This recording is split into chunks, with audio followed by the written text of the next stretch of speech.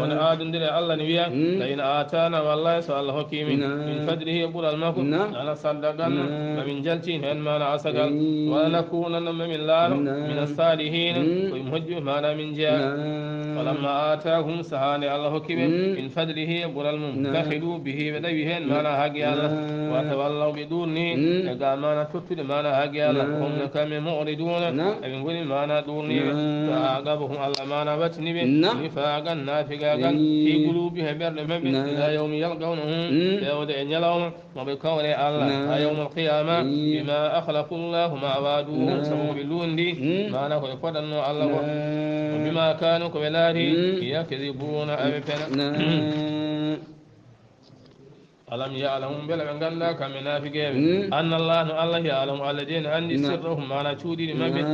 wa najwahum e gunduji maɓɓe wa anna allah no allah allamul ghuyubi alladina andi mana kala ko wirni allayina ɓen yalmisuna almudawiina mana ɓen aybinoɓe ɓen mana julɓe mana sakkoroɓe minal muminina e julɓe mana gonɗimɓe allah aɓe gaybina mana julɓe fi sadakati e bange mana sadake sadaqati bangi mana sadaki wallahina ben la yajiduna mana ben danyani illa juhdahum so ana fadde mana tinnara men yaskharuna minhum en wona jalkide mana ben sakhira allah minhum way be don jalkinobe den ma la yobite yawmal qiyamah mana ko ben jalkite ko wala hum ne wodin bi alabul lab alimun mana muslim ɓen naafigueɓe noon mana ko sahani nelaɗo allah hirjini mana julɓe yo jaltin mana sadake e on saaha mana julɗo goto addi womere mana womere mana tamoro nden o addi womere mana tamoro kamɓe naafigueɓe ɓe gone jalde on min ɗum ala en haji womere tamoro ko allah waddana hen gorko goɗɗo mana ari addi mana jawdi mana kewni ɓe mbi oɗo on waɗiri ko hayyiye wadde woni nganum so neɗɗo addi seeɗa wiya allah ala hen haaji so waɗi ha heewi yo waɗiri mana o yeew waddadiri gal woodani woni alladina ɓen yalmisuna mana aybinoɓe almudawiina mana sakkotoɓe min almuminina gonɗimɓe allah fi sadakati mana e sadakeji walladina ɓen la yajiduna ɓe dañani illa juhdahum so wona fodde mana tinnare mumen wa yaskharuna minhum ɓe gona jalkide ɓen kamɓe nafigueɓe sahira allahu minhum ɓeɗon jalkinoɓe de ma allah yoɓɓe mana ko jalkita ko mana to yawmul qiyama wala hum ne wodaniɓe adabun lebte aliyun musa mana to استغفر لهم ويمال إمسن محمد صلى الله عليه وسلم أو لا تستغفر لهم ولا سيد باسا إمسن ما ورندبه إن تستغفر لهم أسنا ناكين من الله 70 مرة فضل بتفن جديد ولا يغفر الله لهم الذي وانا جافر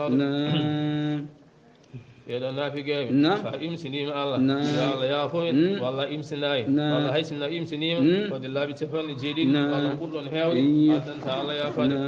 waali ko jangtaɗo o biyatnamo saabu kamɓe kafru billahi ɓe jeddi allah wa rasule e nelaɗo allah wallahno allah la yahdil qawmal fasiqina allah de wona pewno wona yimɓe mana fasique ayi hal mukhallafuna koye weltima ɓen ndundinoɓe walde mana taɓuko ɓe maga adihim sow mana jooɗade ɓe خلاف رسول الله تقل نلار الله وكره ما نبنجدي قال وكره بنغني أن يجاهدون بكبره بأموالهم جولة المبن وأنفسهم ما نفتح المبن في سبيل الله دين الله وقالوا بين مسلم المبن يوغهن ما نبي يوغ لا تنفروا ورنجهن ما نجهاد إلى هذا كيد وما ننقلي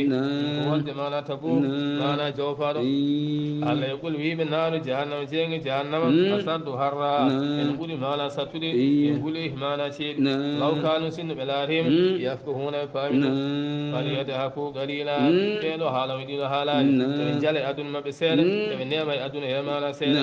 وليبكوا فيه معنا ويد كثيرا معنا كهيب جزاء كن يبدي بما كانوا بلاري يكسبون فقه معنا يقول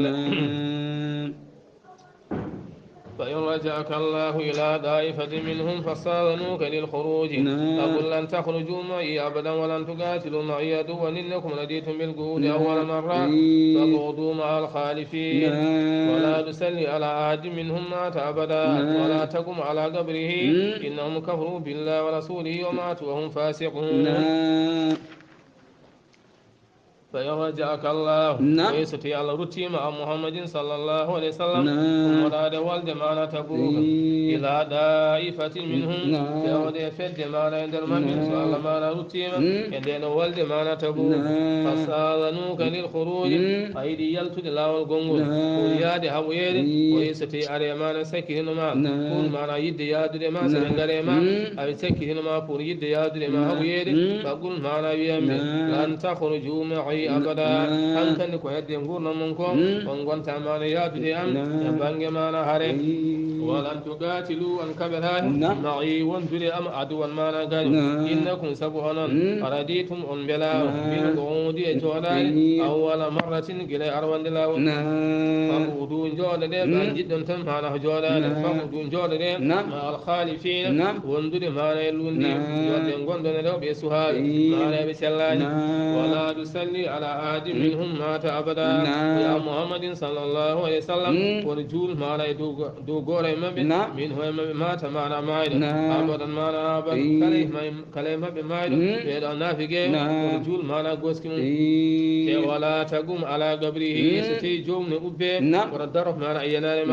إنهم سبكم كفروا بالله كم دي من جدي الله ورسوله إن لا الأمور وماتوا بما يؤمن كم فاسقونكم يد بالله ولا تعجبك أموالهم وأولادهم إنما يريد الله أن يؤذبهم بها في الدنيا وتزهق أنفسهم وهم كافرون وإذا أنزل سورة آمنوا بالله وجاهدوا مع رسوله استأذنكم القول منهم وقالوا ذرنا لكم مع القاعدين ولا تعجبك وعيونه عن محمد صلى الله عليه وسلم أموالهم جودة المبين وأولادهم ما لا باسم جمع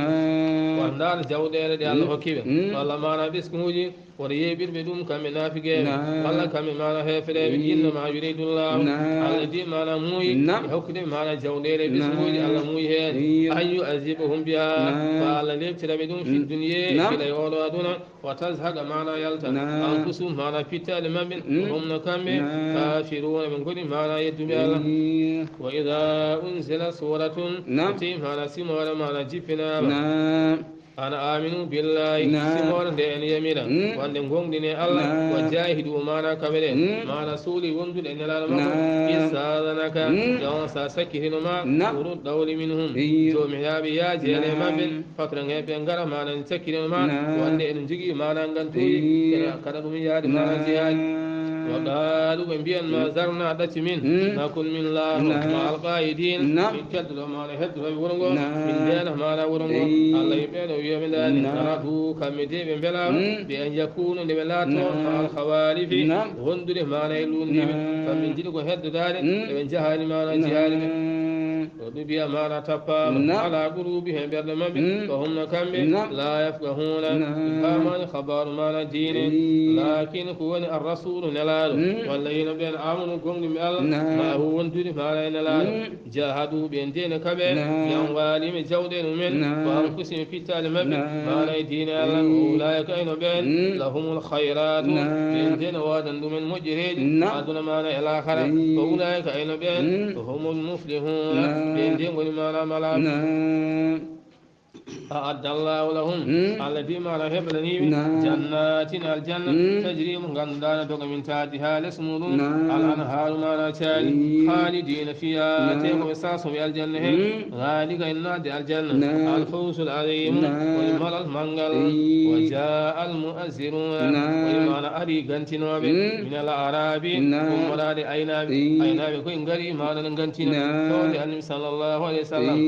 يوزل لهم بلها نلاد يميل الناس يا جهاد وقعد الذين كانوا جودي من بين ما طلبوا الله fennu bi Allah wa rasulahu ina la dum yan mana ben jabani Allah jabani hana Allah yan kam garani sahamana gantina alaysa yusibu alladhina kafaru minhum fa yahdi bi ma yadbi ma bi azabun la aliyun mana musid ilayatun hayla khala laysa ala du'afai ala yadu mana lobe wa ina mo be na yebe jihad ben dingala bakka wala ala al marda wala yadu mana be cellani ko ina wumbe en mana be cellani mana bangi belli ben kan ala yumin mana bakka jawaz jihad wala ala alladhina ala yadu ben la yajidun ben danya ma yunshiguna kana nafde bangi jihad ala yadu ben halami harajun mana bakka kanko mawda nayejo so ya jihad ala hen bakka o sellani ya jihad wani kan ala hen bakka daga mo ganduda kadi wala moye en no mo jihad wala puccu wala mbabba wala mana ko so he islam wala so ya mana jihad wala ji ala mana bakka la nasahu lillahi do sardino so te be labani Allah wa rasulihi be labani mana ne la Allah ما على المحسنين وانا ندو مجيم بيقول من سبيل الله والمانا ننجل مجيم بيقول لأن دي مانا بكر على يدوم والله الله غفور وجافر مانا بكر رحيم مانا جرمون